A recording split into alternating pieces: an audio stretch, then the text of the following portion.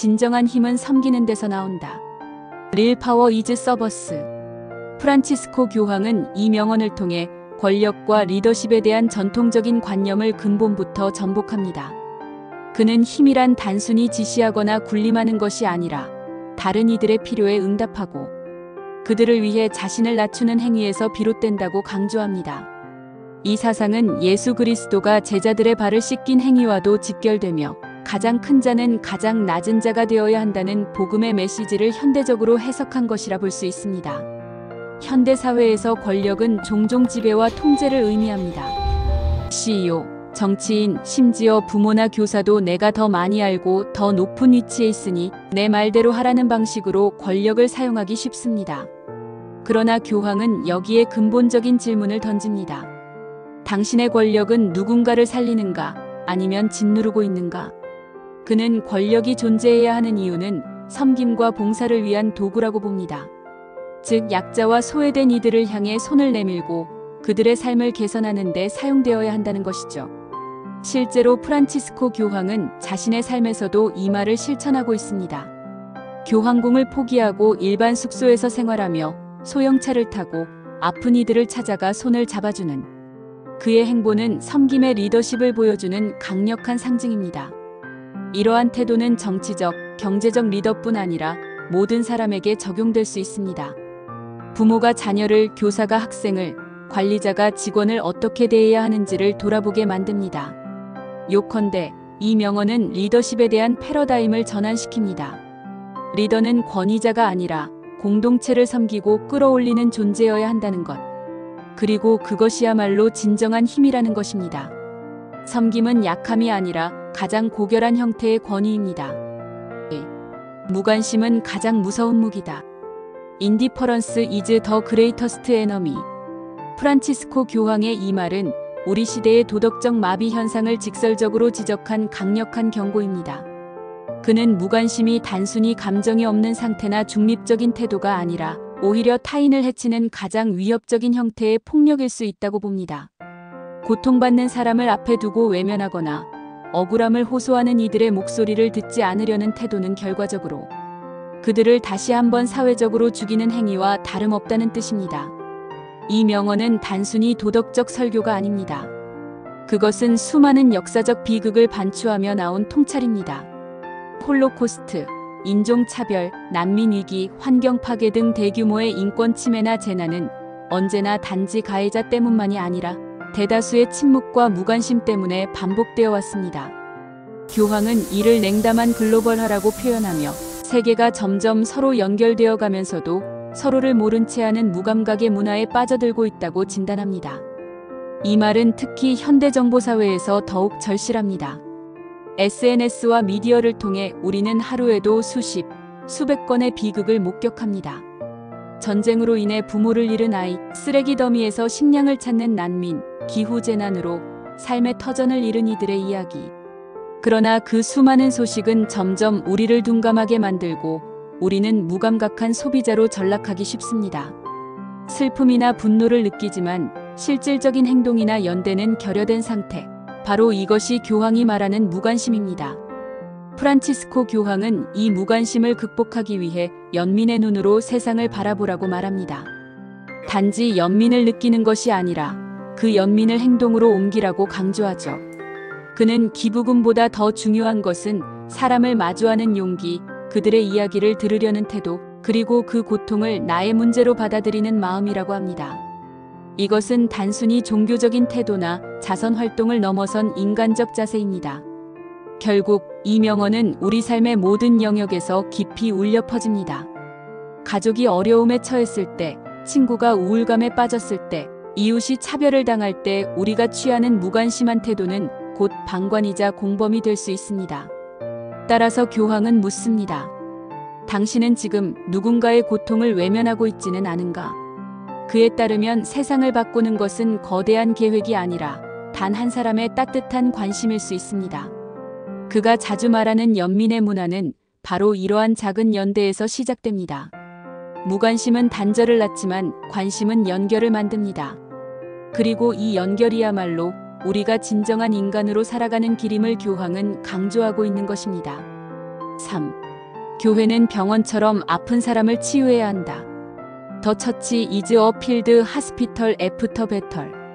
프란치스코 교황은 이 명언을 통해 교회의 존재 이유와 역할을 근본적으로 재정의합니다. 여기서 병원이라는 비유는 단지 물리적인 치유가 아니라 마음과 영혼, 삶의 상처를 입은 사람들에게 회복의 공간이 되어야 한다는 선언입니다.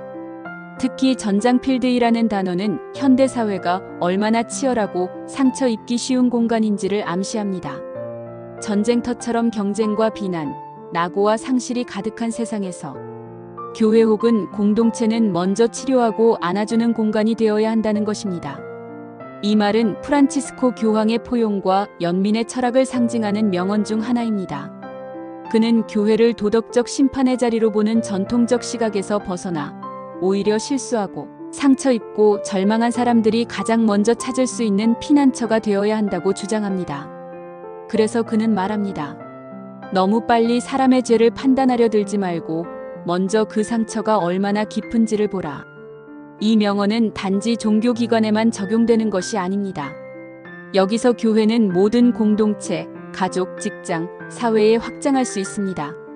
즉, 우리가 속한 모든 조직은 구성원에게 치유와 위로, 이해를 제공할 수 있어야 하며, 그렇지 않으면 사람들은 그 공간에서 점점 정신적으로 탈진하고 외로움에 시달리게 됩니다. 경쟁과 평가 중심의 사회에서 이런 말은 더욱 강하게 울려 퍼집니다. 특히 학교나 회사처럼 상처받기 쉬운 공간에서는 병원 같은 조직이란 말이 깊은 의미를 갖습니다. 프란치스코 교황은 여기서 먼저 치유하라는 말을 강조합니다. 그는 규율보다 자비가 먼저다라고도 말했죠. 의는 상처 입은 사람에게 교리가 아닌 연민과 돌봄이 먼저 다가가야 한다는 뜻입니다. 예컨대 이혼한 사람, 성소수자, 낙태를 고민한 여성 등 전통적으로 교회에서 소외되거나 판단받기 쉬운 사람들에게도 첫 번째로 다가가야 할 것은 비난이 아니라 포용과 이해라는 것이 그의 일관된 메시지입니다. 그는 말합니다. 치유하지 못하는 종교는 사람을 죽이고 환영하지 못하는 공동체는 사람을 추방한다. 여기서 그는 공동체의 본질을 다시 묻습니다. 교회든 학교든 회사든 그 공간이 얼마나 사람을 살리는가, 얼마나 상처를 싸매주는가가 곧 그 공동체의 수준이라는 것입니다. 또한 이 명언은 아픔을 대하는 자세에 대한 지침이기도 합니다. 병원은 환자를 탓하지 않습니다. 그가 왜 다쳤는지를 먼저 묻기보다 어디가 아픈지를 묻고 어떻게 나을 수 있는지를 고민합니다. 교황은 이 관점을 교회가, 나아가 우리 사회가 갖춰야 한다고 주장하는 것입니다. 결국 이 말은 인간 중심의 윤리로 회귀하자는 초대입니다. 누구나 인생이라는 전장에서 상처받고 쓰러질 수 있습니다. 그럴 때 우리가 만든 공동체가 병원이 되어줄 수 있다면 우리는 단지 조직을 운영하는 것이 아니라 사람을 살리고 희망을 지켜주는 존재가 될 수 있습니다. 4. 자비는 약함이 아니라 힘이다. Mercy is not weakness, but the true power of God. 프란치스코 교황의 이 명언은 우리가 흔히 갖는 강함과 약함에 대한 통념을 정면으로 뒤집는 말입니다. 자비, 즉 타인을 용서하고 이해하며 품는 태도는 종종 감정적인 약함이나 비합리적인 유화로 오해받습니다. 하지만 교황은 자비야말로 신의 본질적 속성이며 진정한 힘이라고 선언합니다. 이 명언은 그가 강조해온 교회의 정체성, 인간관계의 윤리, 나아가 세계관을 응축한 핵심 철학이라 할 수 있습니다. 자비는 단지 감정적 동정이나 관용의 문제가 아닙니다. 자비는 깊은 이해, 감정의 절제, 그리고 용기를 수반한 능동적 선택입니다. 상대의 잘못을 처벌하거나 비판하지 않고 그 안의 고통과 연약함을 이해하며 다시 일어설 기회를 주는 일은 말처럼 쉬운 일이 아닙니다. 인간은 본능적으로 자신의 정의를 지키고자 하며 때로는 자신이 받은 상처를 복수나 배제로 되돌리려는 유혹에 빠지기 쉽습니다. 그 모든 본능을 넘어서서 다른 사람에게 두 번째 기회를 줄 수 있는 마음, 바로 그것이 자비입니다. 프란치스코 교황은 교회가 정의보다 자비를 우선시해야 한다고 강조해왔습니다.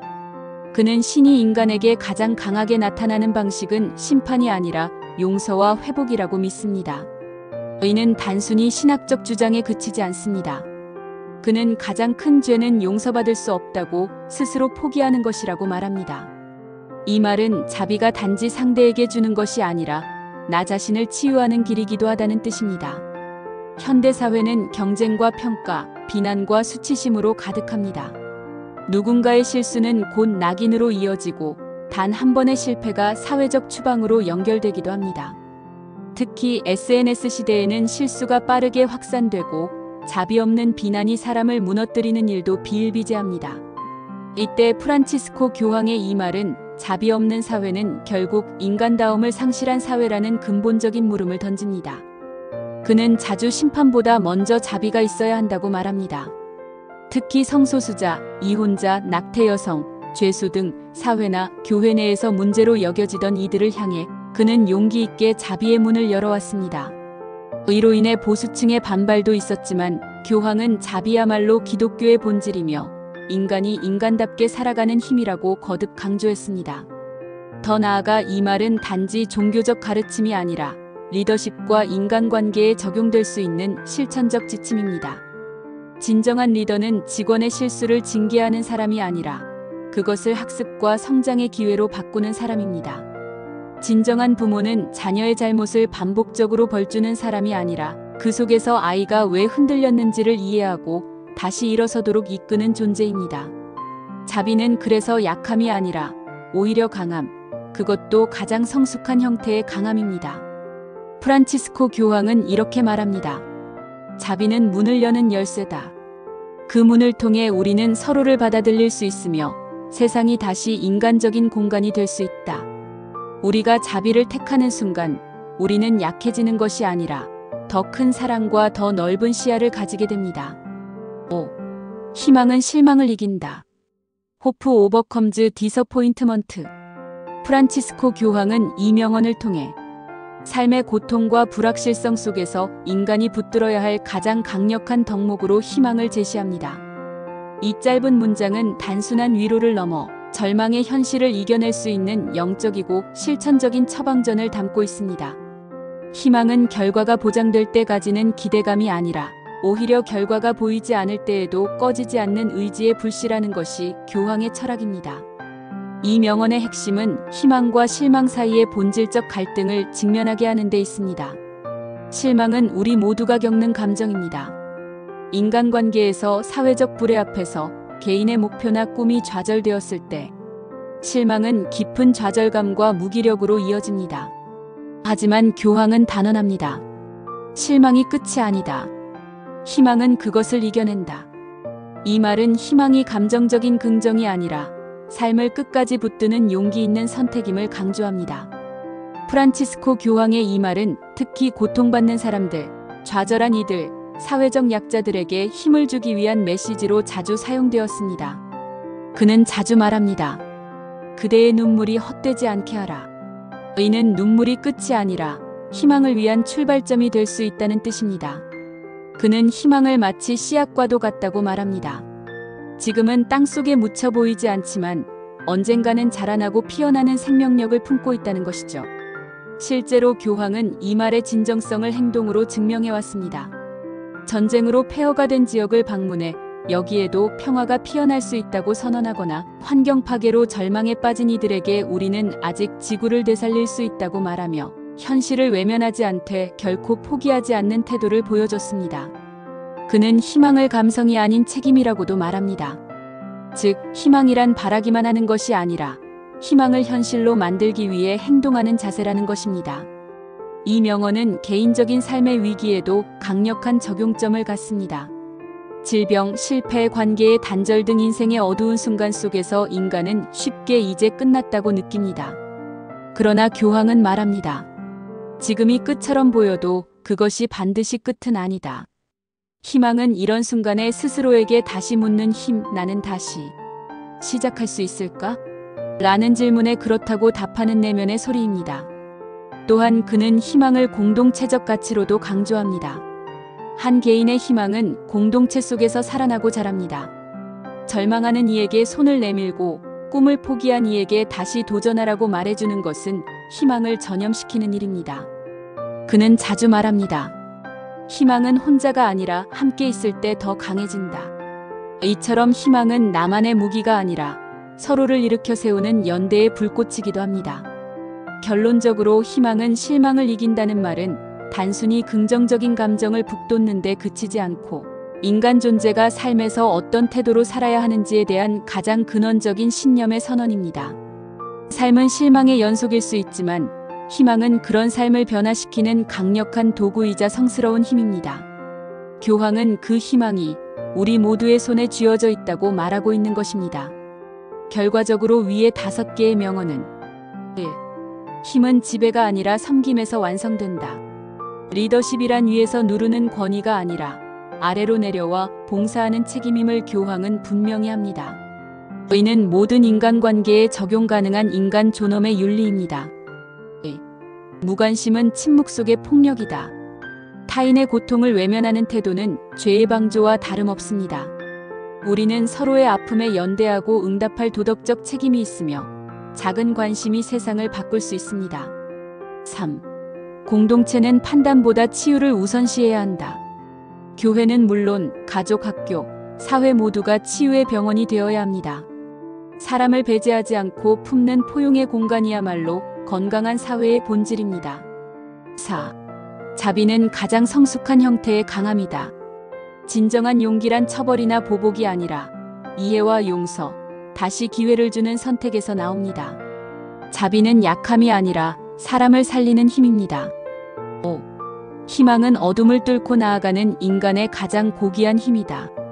절망 속에서도 삶을 다시 시작하게 만드는 힘은 희망입니다. 의는 감정이 아닌 의지와 책임의 태도이며 우리가 서로를 일으켜 세울 수 있는 연대의 기초입니다. 총괄 결론. 프란치스코 교황은 이 5개의 명언을 통해 이기적 경쟁과 냉소로 가득한 현대사회에 대해 사랑, 자비, 섬김, 희망, 연민이라는 인간 본연의 가치로 돌아가자고 강력히 외칩니다. 그는 말이 아닌 삶과 실천을 통해 사람을 살리고 품는 리더십의 길을 제시하고 있으며 우리 모두에게 무엇을 믿고 어떻게 살아가야 할 것인가라는 근본적인 물음을 던지고 있습니다.